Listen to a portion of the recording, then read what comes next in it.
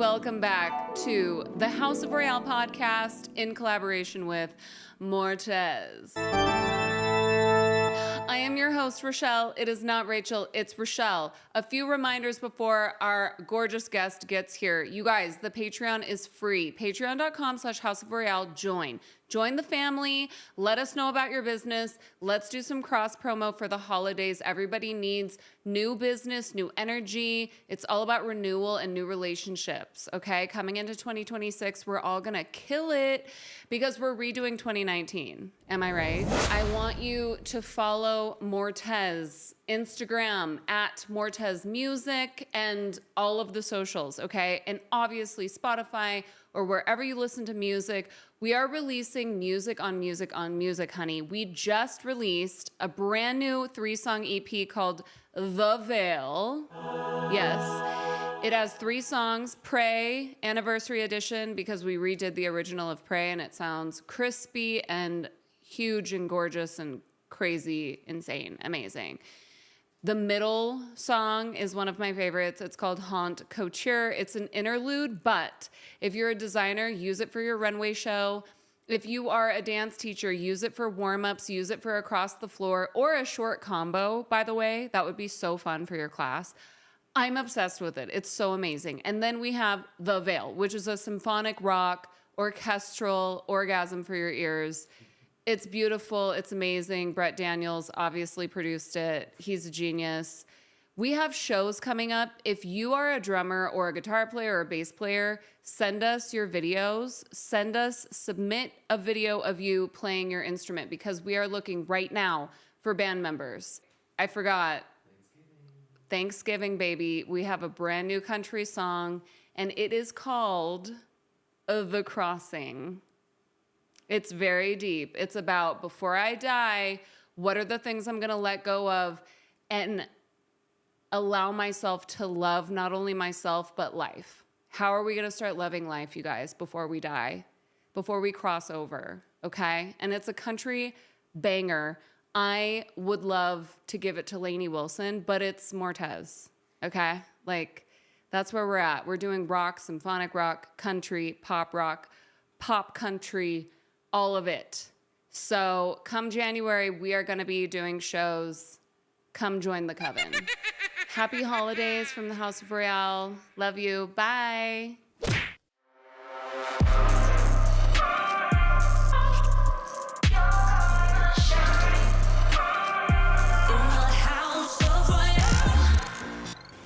Are we recording? Oh, okay. B-roll. It's the bloopers. You're supposed to have those, okay? And we're back. You guys, I'm about to introduce a woman that's going to raise the frequency of your day because I don't know where you are in the world, but today here it's kind of drizzly and overcast in Reno, Nevada. So we're going to brighten your day because when I have dancers in the studio, you already know it's going to be life-changing. She is a female entrepreneur.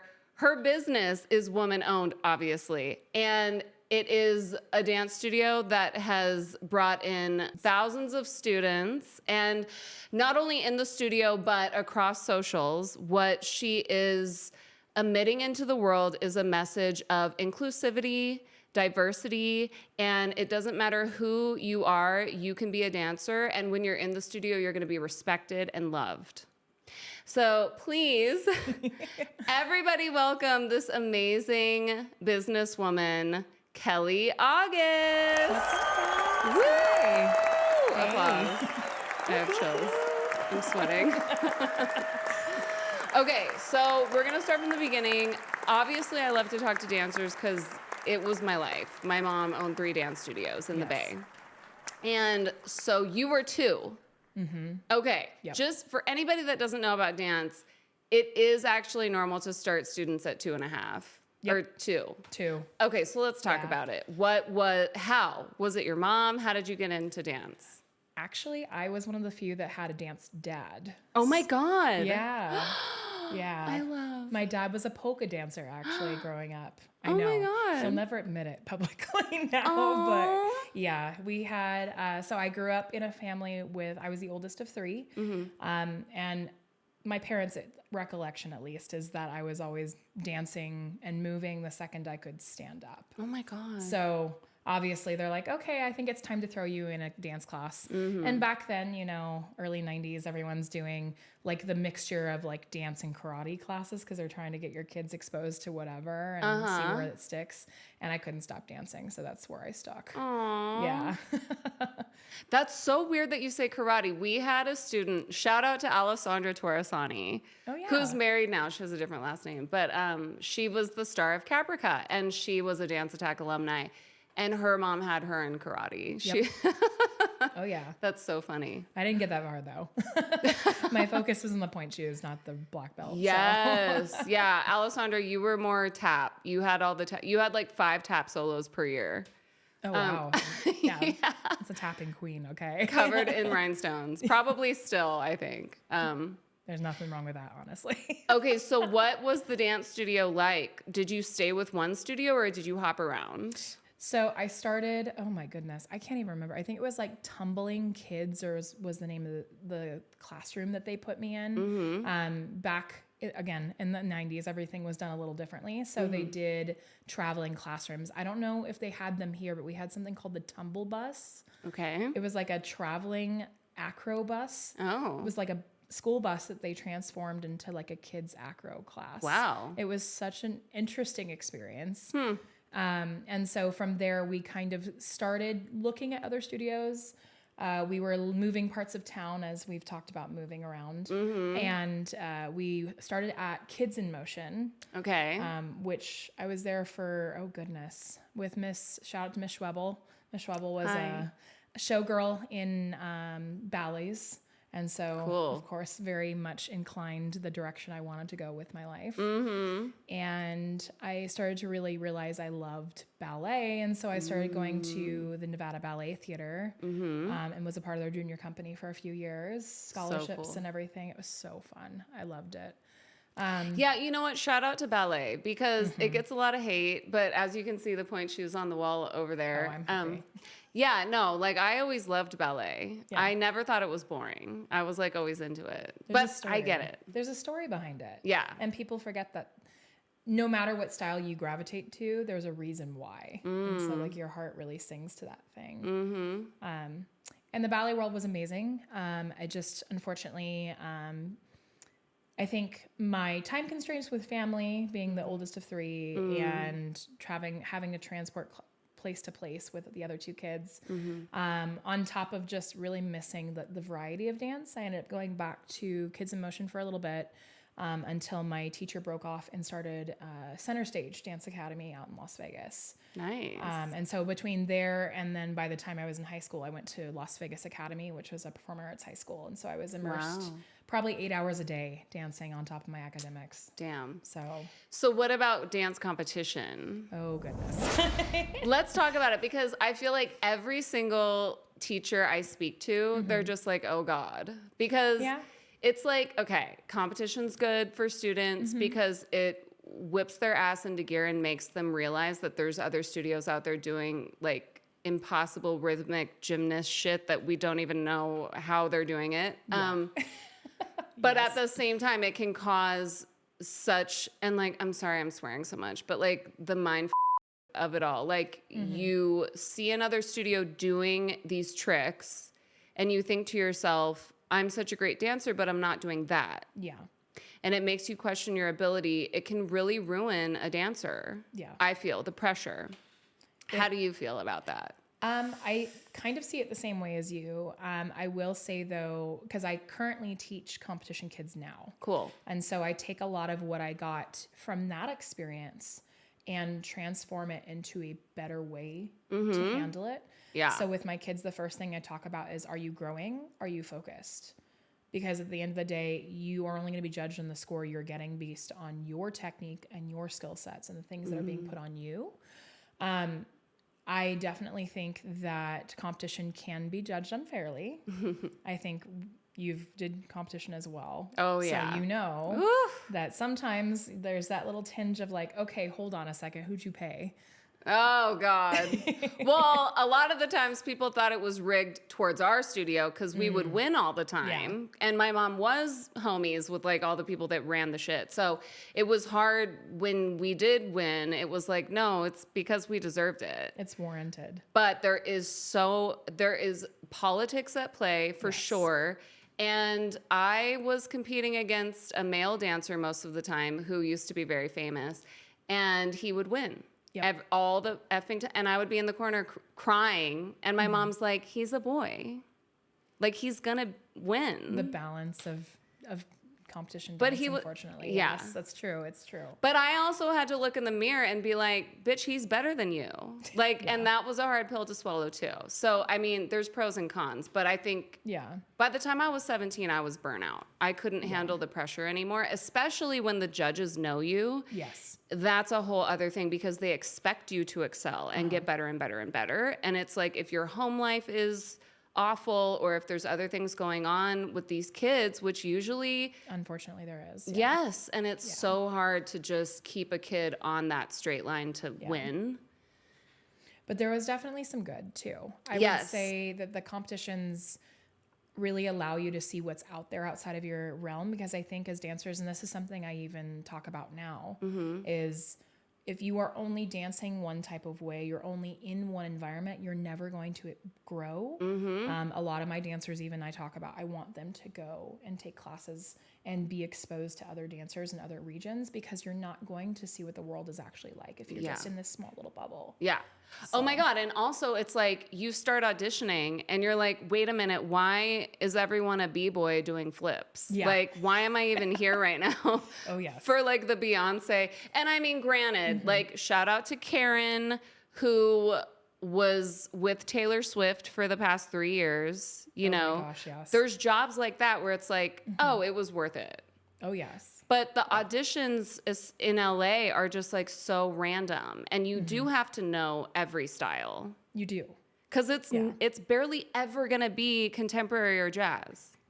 My favorite thing to say to people is there is no such thing as one style of dancer. Yeah. Every style lends to itself. So that's why when you brought up ballet, I was like, yes, give ballet the cred, because it is one of the major technique styles, but it's not the only thing there. Right. You have to do everything. Yeah. And my LA experiences for auditions were the same. Like, you can't just expect to be, okay, you're clumped in this lyrical category. Oh, wait, can you do aerials? Can you do fish flops? Can you do triple pirouettes into a fouette? Like, it just depends. Or like jazz funk, or like just straight hip hop is like the biggest genre in LA right now. Like Playhouse, other than Marissa, who's like the biggest heels OG girl, but it's like everyone else that teaches at Playground, shout out to Playground, everyone's an effing hip hop teacher. And I'm just like, okay. Yeah. Like, it's so trendy. It's like, but you know what? It is what it is, y'all. And you have to be there because you love it, and you have to get into it and learn the choreography and kill it if you want to be a dancer. Yeah. Well, shout out, speaking of Playhouse, shout out to Rex Klein, who's actually from the region, and he's an amazing hip hop dancer, but he's better at his contemporary, and he needs to get his flowers for contemporary because he's amazing. Well, shout out Rex. Yeah, it's just becoming a chameleon, for real. For me, the pros of competition, like I came here and met all the dance girls like in the first week because of Eric. Yep, that sounds about right. Eric Ventura. Together, yeah. And I finally met Gina from Dance Unlimited, and her and I was like, Gina, in the parking lot, and we talked for like an hour. Yep. And she had to go, but we just couldn't help it. Yeah. And the first thing I asked her is like, when can I see the girls dance? When is the next competition? Because I know if I go to a competition, that's where they're going to show off and be their best. Yep. So it's kind of like, if you want to see the dancers at their best, you go to a competition. So it's like, because the pressure is on, and it's like you are expected to be at your, like, on your A game for, to win. And so, and I felt a little guilty about like wanting to go to a competition so badly. Don't. After all the mental abuse that I have been through with it. But it's still fun to see dance teams come together and meet other teams. And like when you do see the camaraderie, it's beautiful. Yeah. And I will say that there is some beautiful camaraderie here. I've worked with a couple of different studios out here, and it's very nice to see that this area, at least in LA, there can be a little competitiveness between teachers and studios they go to. Yeah. But out here, there's a lot of Support. We will work with other studios, and it's not that we're giving one studio the better than the other. It's about the time and energy that you can give that place at that time. Yeah. So it's been amazing, honestly, and I love all my kiddos. So. Aww. Yeah. Okay, I want to talk about college because I feel like there are some colleges that really get it on how to like prepare their students for the real world. But because you went to college and had the whole experience, how do you feel about the way that they kind of prepared you? And how can they improve? Well, so backstory, I actually auditioned for Juilliard. I auditioned for all the places, and I was actually accepted to a couple. So the first thing I would say is set yourself up to know like what you can expect out of that stage of your life. Because realistically, not everyone wants to go to college. Not everyone wants to go to a performing arts school. Some want to go directly into the working world. So that kind of plays a factor in like where you mentally set yourself. And that was something that took me a really long time to kind of come to terms with on my own. I grew up in the family where it's you get a job, like an actual job, not just the hobby of dance. Right. And even though my parents loved me and they loved what I loved, they knew I needed to have a skill in the background. And whether I agree with that fully or not is kind of still up for a debate. I mean, it's definitely given me a lot. But going to the university here in Reno gave me a different outlook on stage dance and academia dance is what I like to call it. Just because you're a little bit more focused on the smaller niche performance side of the dance world. And so coming from ballet company and competition and switching gears completely into showcase and small works and site specific was a very stark jolt into life. And it was an amazing experience though, because it allowed me to make those connections on the other side of the dance world that you may not have ever had. And I learned a lot of amazing things. I really love referring to history of dance because it really lets you know where you're going if you know where you've been. Miss Cunningham, Carrie Cunningham was one of the leads of the dance department here in town for University of Nevada, Reno. Really helped me with something called the Merce-Cunningham theory. Okay. Have you ever heard of that before? No. What is it, Kelly? Tell us. So the Merce-Cunningham theory basically is the chance theory. So I like to use it when I get stuck or when I'm feeling like I can go one of two ways with the storyline. And so the easiest way to explain this is you get a quarter.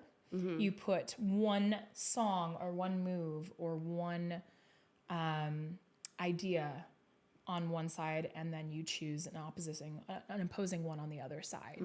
And so you flip the coin, and whatever it lands on is where you inform your work to go. And it can really allow you to get out of your own head and stop focusing maybe on the trick or the angst and take it into a different direction. So I really have learned how to think about dance in a different way because of college. You know what's so crazy is because I am a full-blown singer now, like for a long time. And one of the things that Brett and I have had to work on is when I step foot into the studio or like stand in front of a microphone, I have severe PTSD, a lot of like bad memories, which like the past year and a half, Brett has literally been like the angel from God that has helped me heal so much of that. But I am constantly saying to him, I need tricks to rewire the narrative in my brain about my perspective of singing. Yeah. Period. Yeah. And I'll like write like on the vision board or, hi, Melissa. Singing is so easy. Just whatever affirmations or whatever tricks that you can use to get yourself out of like the because being an artist, we're so stuck in our minds, Yes. in our heads. Yeah. And it's like the self-deprecation and the self-doubt is like the number one thing that stops us from being the best artist. I mean, is that pretty much what you're saying in a sense? Yeah, I definitely think that I couldn't compare to the dancers that I was around in high school, and a lot of them have gone on. Some went to Alvin Ailey, some were a part of traveling Broadway shows, and so that was my standard for where I had to hit, and I didn't hit it. Yeah. And so when I went into college and I was allowed to like explore this other side with a little bit more of a freedom, it'll actually help me to kind of gain confidence back in myself, kind of like what you're saying. Yeah. Yes. Oh my God. Because to someone else, you might be the most amazing dancer in the world. Yeah.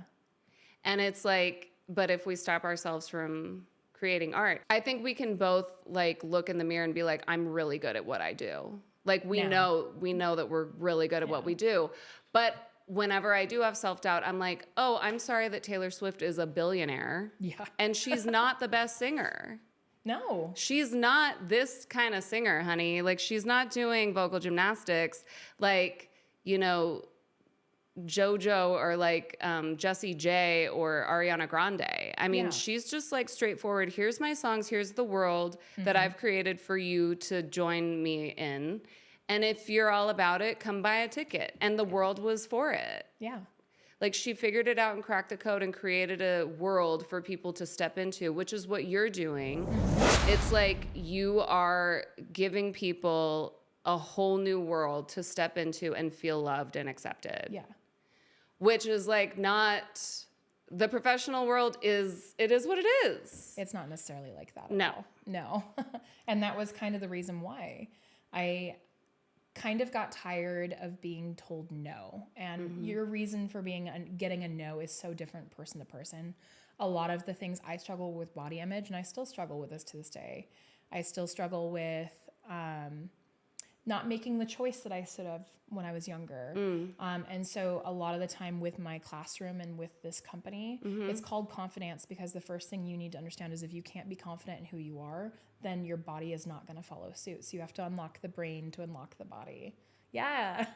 You guys. It's so true.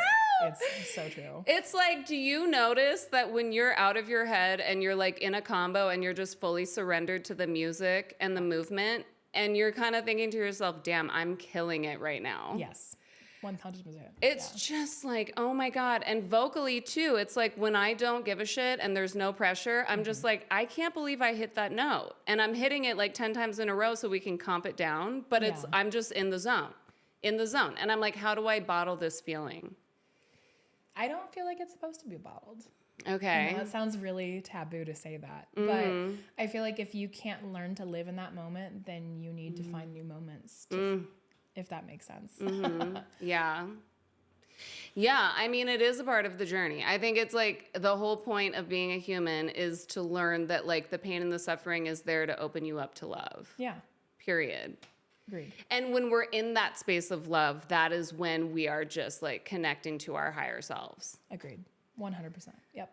Amazing. Now that we're talking about entrepreneurship, okay, so let's talk about like what college did you go to? Or I went to UNR. UNR. Yeah. Ooh, shout out. Shout Wolfpack. So did anyone at that school help you decide to become an entrepreneur, or when did that kind of click for you?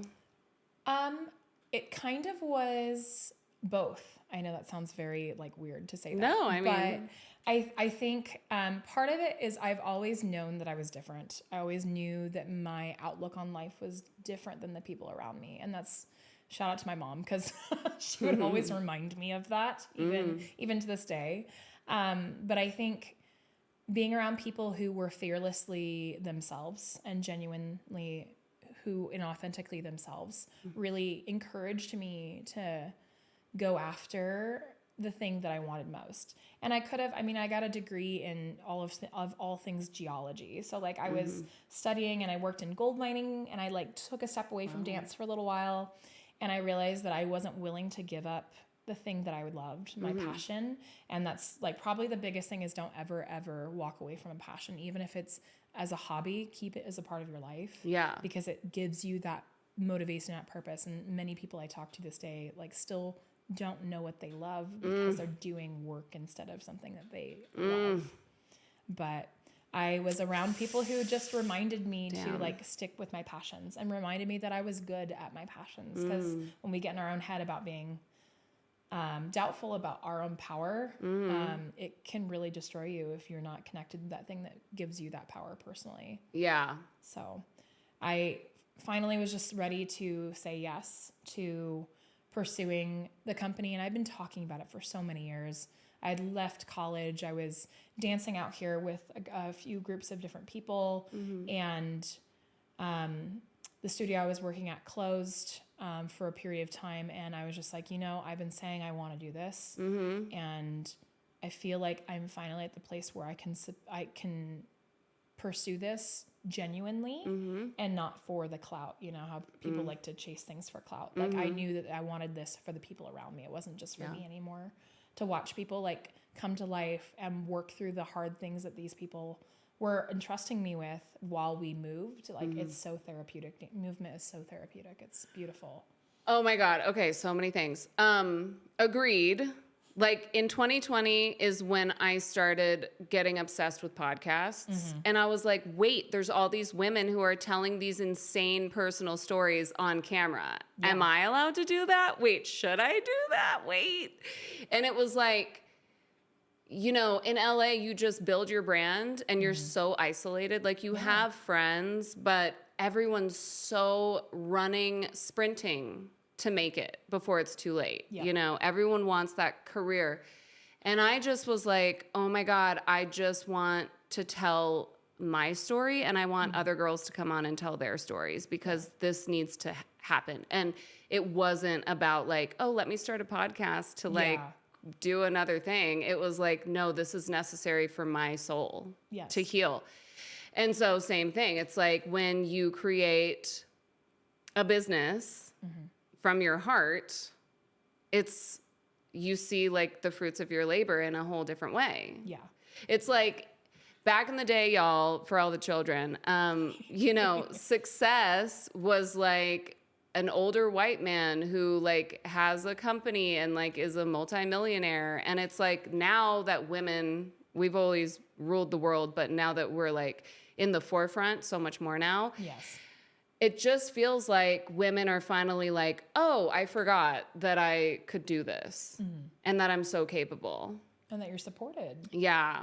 Because girls are actually supporting other women. And it's amazing to see something of this sort like exist so prominently in the world now too. So. Yeah. I mean, podcasts, shout out to Whitney Cummings, like shout out to all the crazy bitches that are hosting podcasts because I can't survive without that little reminder of like, hey, I'm not crazy. No. There's other women that are literally dealing with the most insane shit. Okay, so what is your advice?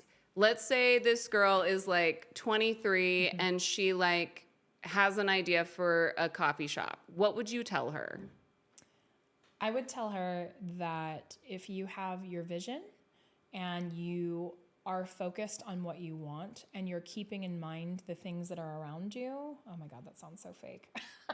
No, it doesn't. Like that. No. I have chills. I literally, my body is like, it just sounds so good. Like, I don't mean to sound like a fortune cookie. You don't. Truly, it's, you need to like, but you're trust doing yourself. Right? No, thank you. I appreciate that. I'm learning to say thank you.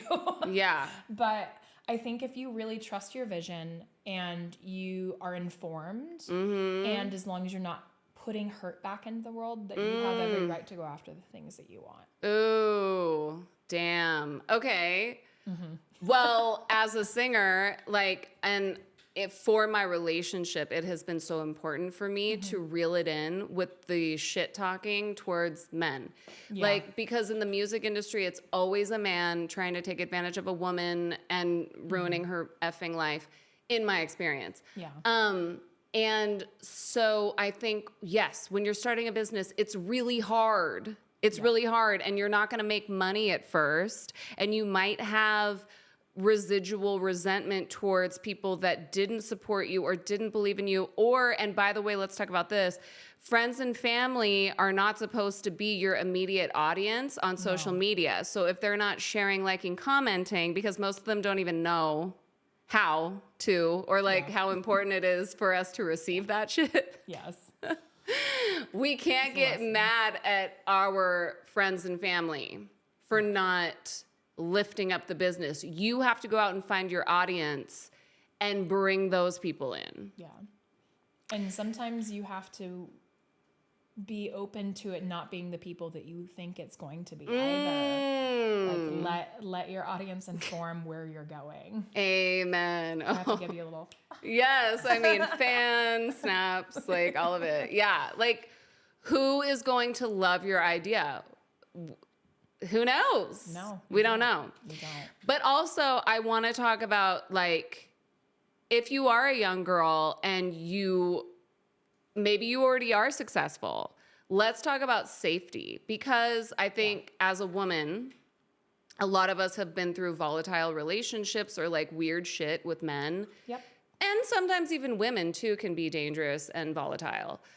I think it is very important to have your list of emergency contacts and like people that you can go to for advice. If you're a singer, you need to have a lawyer. I also, like, my coach, or like she's like a board certified healer, spiritual healer coach, Kimber. Like, if I didn't have Kimber, I wouldn't be here. Yeah. So I want to talk about that for you. Like, was it so necessary for you to have people to turn to talk to, support you, protect you? Yes. I think the tribe that you have around you really informs where you're going. So if you don't have a place where you feel safe, if you don't have a place where you can be genuinely yourself, even in moments where you feel weak, then that's no longer your place to be. It also doesn't allow you to work through the things that you do in order to find that new vision that you might have. Yes. We could tell a million stories probably of things that we've experienced within industries. The singing world as well as the dance world it can be incredibly materialistic. It can also be incredibly deep. It depends on the spaces that you decide to hold for those places. You know, a weird thing that I experienced in LA is like with the podcast, usually I just assume that when I have a woman come on that she has trauma or like she's been through some crazy shit. Yeah. I don't even know if there's 2 or 3 women, but there is one woman in particular that was witnessing a situation going on.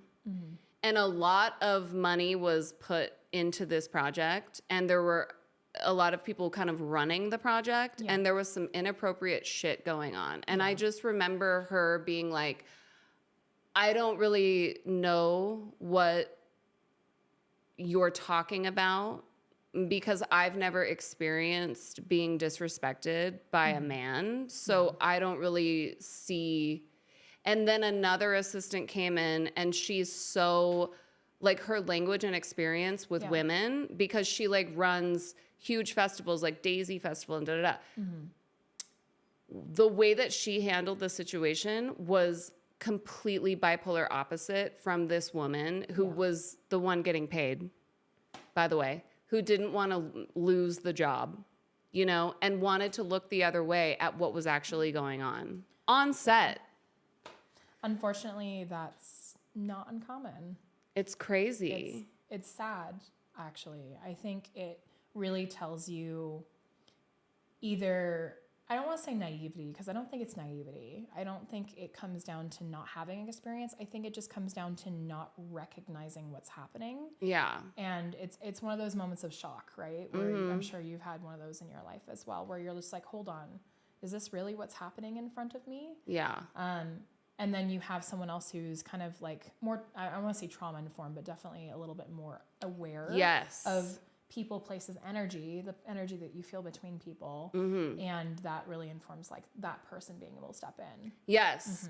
For example, y'all, when there was a clip posted on the interwebs a few days ago, and it was Ariana and Cynthia and Michelle, and some crazy fan comes running towards Ari and grabs her.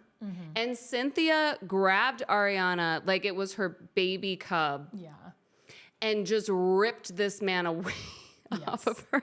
Yes, I think I know which one you're talking about. And I just want any woman that is not a woman's woman, or if you have quote unquote never experienced being in danger from a man, or you haven't been through anything weird with the opposite sex, or like you've never been in danger at all. I just want you to watch that video and understand that Cynthia did the right thing, and that is what we should be doing with our fellow women. Hell yes.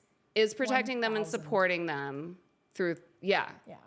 And it's interesting that we talk about this because it's something that I'm personally kind of going through myself. And you can also realize that people may not have the same motives who are close in your circle too. People can change, and I think that's something that I'm learning more and more as I get older. And I think it's once you hit your 30s, you know, the fuck it point you hit, your last fuck you give away. Yeah.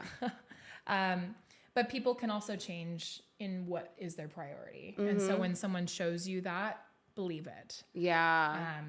And that's what you were saying. Not everyone has the same agenda in certain circles or situations. Yes. So it's just trust that where you're going, if it's not aligning with that person again, that's okay. Yeah. Or aligning with that safety net, but you need to have someone that you can find that safety with. Yeah. And my partner has been that new person for me. Yes. Which has been just like you guys talk about your relationship. I agree. Like 100%. You need to have that person that you can lean fully on be yourself with. Yes. Yeah. Oh my God. It's like, if I'm not okay, he is not okay. No. You know, and I'm like, I owe it to you to find a way to be okay. Like the journey of healing is so crazy. And it's never linear either. No. No.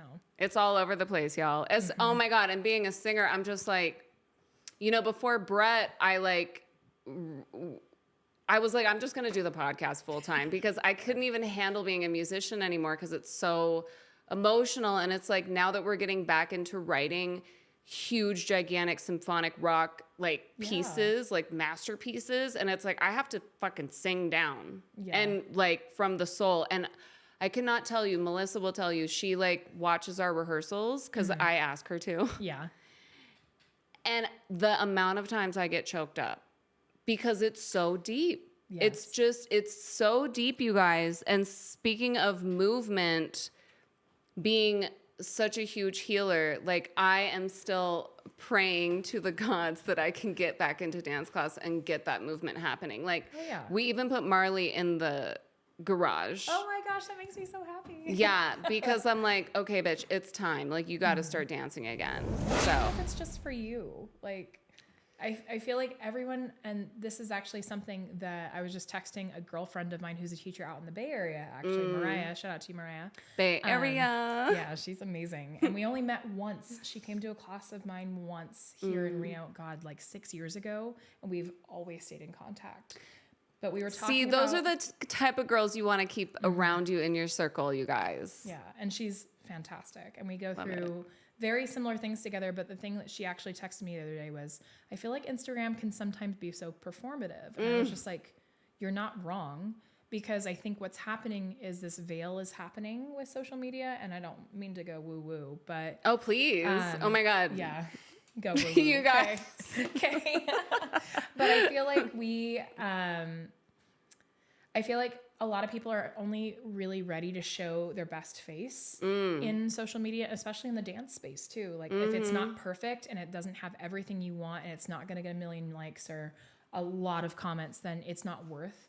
And I actually say that that's not true. Like even for the dancer, you were talking about the younger dancer, put that stuff out there, like let yourself work through those things, because I feel like it's really important for us to be genuine, but also for the future dancers or future actors or future singers to come up and realize that that's part of the process. Is growing. You know, okay, yes. I think millennials have issues with posting raw content, and then Gen Z has issues with posting anything at all. Like, is some of the young dancers that I know out here, and I go to their Instagram, very different than LA, y'all. Like, Yes. LA, it's you have the stage mom that's like, okay, do it again, do it, turn And combo. again, and again, Let's and yeah. again. And the documentary about like the dancers that joined the cult or whatever. I don't know if you've seen it, but I haven't actually. I'm gonna have to. yeah.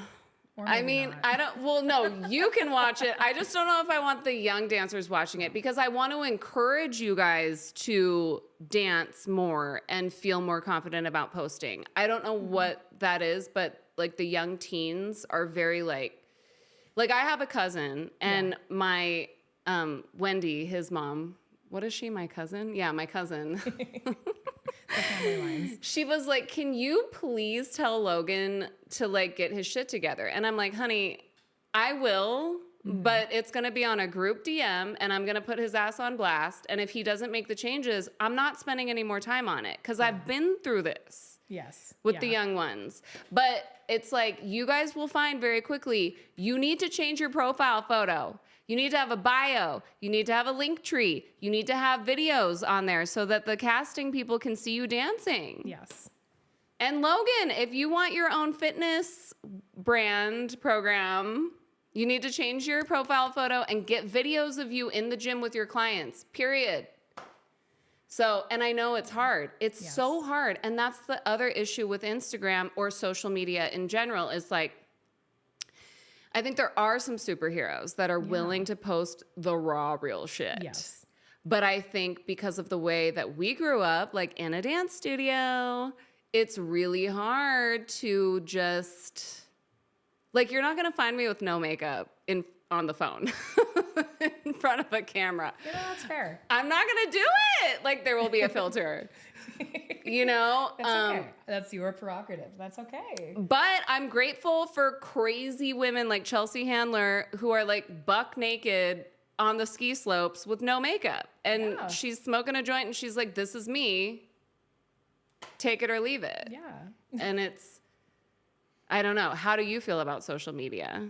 I think it's the same way that we view competitions, right? There's so much good and there's so much bad that can come from it. Yeah. And I think it's about setting your expectations accordingly. Socials give us so many ways to connect. That's how we connected, actually. Yep. But it's crazy because we have so many degrees of separation between the two of us. Like Eric is just one, right? Yeah. It doesn't take much. So there's a lot of option for you to meet people and shoot your shot, right? Yes. The accessibility to someone that you may never have had is there. Christina Ricci, for example, reposting the tarot card stuff. Oh my gosh, I love that. And the company is sending the podcast a swag bag because I make it a point to like showcase the deck. And it's like, it's Christina Ricci. Like it's, oh my, but it's social media. Yes. So like, who do you want to talk to? But then that's, again, we talked about finding your audience, right? Maybe, and social is also a tool to do that. Like I would never have found half of the women and half of the dancers in my circle had it not been for socials, to be honest. And I'm thankful for the experiences that I've gotten with other studios, but like those studios led me to this place and then I have to take the rest of it the other direction. So that's where socials came in play. Yeah. So yeah, it's there's so many different amazing things that come from it, but not everything is as beautiful as it can be. Yeah. You know what? Okay. I would say hide your phone, put your phone away and like try to get your feet into the grass. Like I think everyone needs to take a good break. Yep. I have to literally be away from my phone for like, sometimes I'm really away from it for like a day. Good. And like, you know this because, oh my God, not Kelly being like, so are we still on for tomorrow? And I'm like, oh, it's okay. Totally okay. Because like we're a band and like that's what we're doing full time. And you know, it's like, but that is just, it's a part of being like, I'm not going to dedicate my whole brain to the social media game. Yes, don't. Please don't. But also like get your scheduling intact, everybody. We're like playing the limbo here. There's a fine line you have to find. Like I'm lucky she's still speaking to me, y'all. Stop it. Pros and cons of being a dance teacher, choreographer, studio owner. I think pros is it really There's so many. Aww. I mean, I think a lot of it comes from where you are at that place in your life too, because I could answer this question in not the best of mindsets and then my answers would be completely different. Right. I think right now I'm just super grateful for the chance to like be able to express my artistry and being supported and seen. Yeah.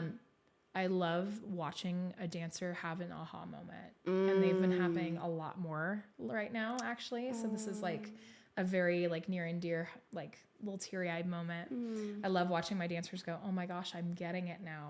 And then I also love watching, there's a dynamic I think that we forget as teachers for kids, of what that plays into the family dynamic that they have, right?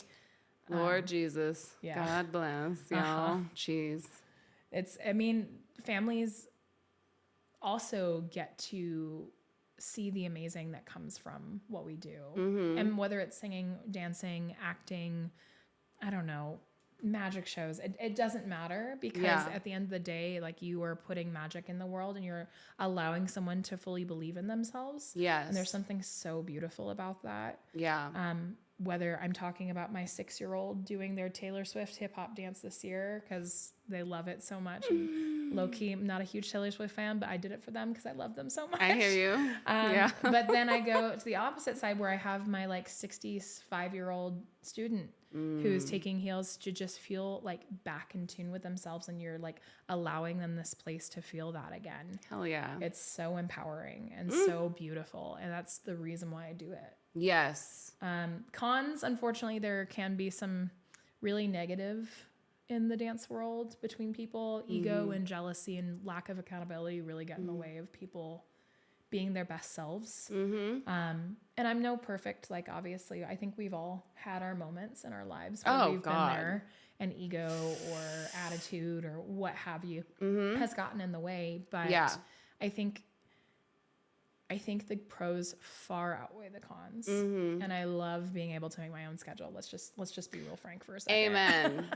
Period. Yes.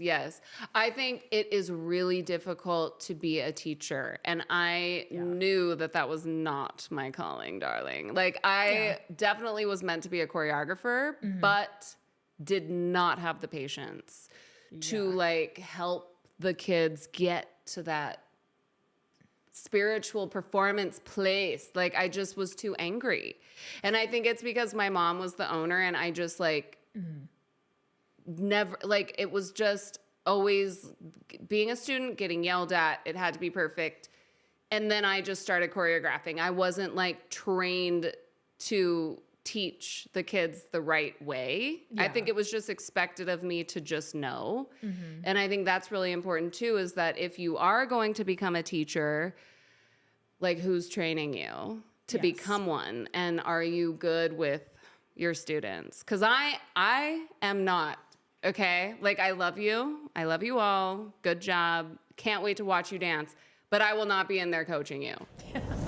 I think you hit on probably the biggest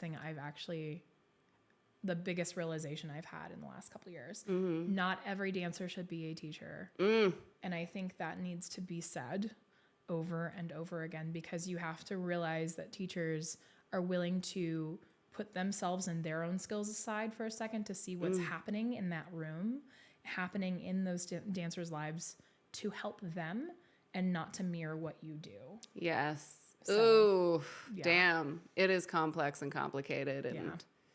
But it's beautiful. Like you said, to see your students having aha moments is such a gift. I think I was talking to a friend at the end of class. I think it was like 2 or 3 weeks ago when we were teaching heels. And I was sitting in the front room, and the studio space, shout out to Escape. Thanks, Nelly. She lets me use Escape as my like home for confidence. Cool. And so the back room, I set up lights so they can film and like have their own videos outside of the space of people watching them, because sometimes that can also be nerve-wracking. So we'll do the main class in the front room, and the back room will be set up. And I was sitting in the front room talking to a friend, and I could just hear the girls. You could tell that they were done filming, but they were just like giggling and talking, and like that community that is being built within them in the classroom, even without me being in that room. Yes. Is the other amazing pro that comes out of these classes and comes out of what we do. Yes. So it's, my heart. I love it so much. I'm so glad that you're giving them that. I love it. Especially for the girls, because it's hard being a girl, you guys. Okay, navigating friendship, love life, hormones, and stress. Advice on how to manage stress, because cortisol will make you look old. So, and like as an artist specifically, I feel like when we go to bed at night, like I can't even tell you what is running through my mind. Like, it's rehearsal, it's like the dream of the world tour and what is the stage going to look like, and then like the million memories of like what I've gone through as and it's just like, can I just go to sleep? Like, how do you deal with, because like we have hormones, okay, we have PMS, it's gnarly. How do you cope and deal with that? It's an ongoing struggle. I feel like there's never really a set way, and it changes based on where I am in life. When I was younger, dance was my escape through everything, and it still is. But my way of escaping is different, right? Because obviously the knees are not what they used to be. The neck is not what she used to be. Oh my God. A lot of too many hair whips and rolls and all the crazies, right? So I dance is still an escape for me, but when dance is your primary, what do you do? And this is something I've been exploring because I'm re-stepping into being a dancer full time again. You have to be able to step away. Putting your feet in the grass, like you said earlier, is a huge one for me. I love to hike. I love to be outdoors. I highly encourage putting the phone away. So snaps to that. Yes. No phone. You need to like separate yourself and really inform like who you are and what you want. And hormones generally tend to take the worst of you and make the worst of you worse. It's so hard. You need to know who you are, and you need to be like, okay, hold on. I know that I'm just pissed because I'm upset right now. Like, you have to be able to inform yourself that way. Yes. And it definitely messes with the gut. It messes with the body. So you have to be able to find a way, whether it be journaling, which I used to do. I do affirmation card pulls every morning as a way to center myself when I wake up. I know we talked about that, but it's just something that feels genuine to you that allows you to like disconnect from the stress of like dancing, if that's your stress causer, and like, allow yourself to really sit in that space. Okay. Friendships. Like, I just quickly want to get into this because I just made the move from LA to Nevada, and I kind of did an Irish exit. Because I just like, I do have so much love and I feel so guilty like for some of the people that I have not been on the phone with yet. But sometimes, and I think women are so quick to be like, oh my God, I'm so sorry. Or like, let me fix it. Or let me be the one to be the bigger person and like jump back into this friendship when you know it's probably time to walk away. I feel so guilty. There's like 3 girls and I'm just like, I just don't, but like, I want to grow. Like I want to become a better version of myself. And if you're constantly like getting negative memes or like just, and I love to laugh. No, I get it. But it's just kind of like, sometimes there are people that are just this like constant negative tone, undertone, even when it's joking. And it's just like, can we just be positive today? Like, I don't want to get on the phone with you because I'm going to assume it's going to be all this like awful negative shit. And not to say like we should be able to talk to our girlfriends about the good and the bad, but I think we also have to be more diligent about who we are giving our energy to. 100%. Yeah. So I feel that like if you are doing things for the best of you, like a good reason for yourself, and those people are very close, they're going to understand that. And that if you need to take a step away from a space that's no longer healthy for you, or to put yourself in a place that is going to allow you to be the best version of yourself, those people who are close to you, friends, close friends, family, they should have a tone of understanding. I feel like if you've done wrong, you should admit to that wrong, but don't let that hinder the relationship that you're growing. Yeah, if you're like 16, 17, 18 and you have like a best friend and she's not it, girls, you got to move on and walk away. And you can't feel guilty about it. Like if someone is not lifting you up or supporting you, bye-bye, snip, snip. But also know that you can care very deeply for that person and one part in your life, and they have a place and a space in a part of your life, but they may not be for the entirety of your life. Yes. And that's, I think, something that none of us as kids were ever really prepared for how to handle. Or taught how to handle. Yeah. I didn't have a podcast when I was 16. I didn't have a best friend that could like talk to me on the phone for more than 20 minutes when I was a kid. Like you find, and that's not to say that my best friends back there then weren't amazing. It's just, it's not what you know or how to handle at the time. Yeah. So Codependence. Oh, yes. Final message. What would you like everyone to know? Obviously, I want you guys to follow Kelly on all of her socials, including Confidence. Yeah. But what is like your final message for the parents, the adults, and the children? Okay. I think that the message goes to everyone, doesn't matter age. Something that I have realized with life is that if you can't feel comfortable within your own skin, everything else around you is going to feel inadequate. And so the first thing you need to do is really think about who you are as a person, what your values are, and align your life to measure up to those things, whether the people, the places you go, the time you spend online, on your social media, and allow yourself to really come to a better understanding of yourself. And then life from there can be amazing. You pull in the right people, you chase the passion that you want, and know that the thing that you love is going to be great because you have people around you and you know who you are. Yes. Amen. I agree. Love yourself, you guys. You have to love yourself, because if you don't love yourself, what does RuPaul say? If you can't love yourself, how the hell are you going to love someone else?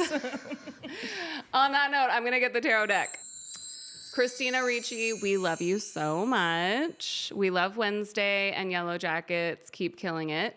This is her brand new tarot deck, Cat Full of Spiders. And Kelly is going to pull a card from the deck. Here she goes.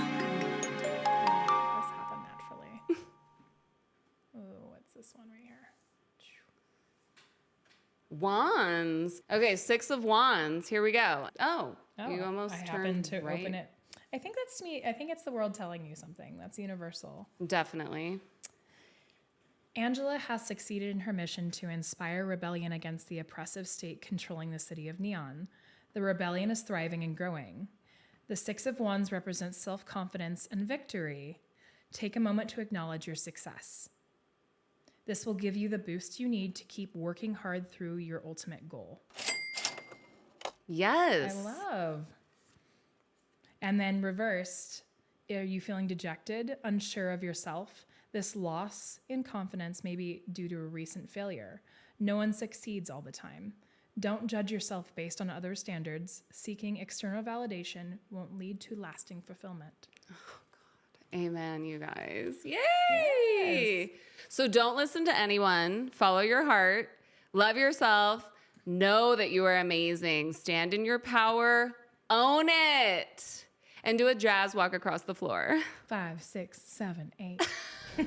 Thank you so much for being here, Kelly. Thank you for having me. I appreciate it. Yes, you guys follow her. All of her socials are down below. Follow. And also go take a dance class, which I need to do as well. Yes, I'm waiting for you. Okay. Marley's ready.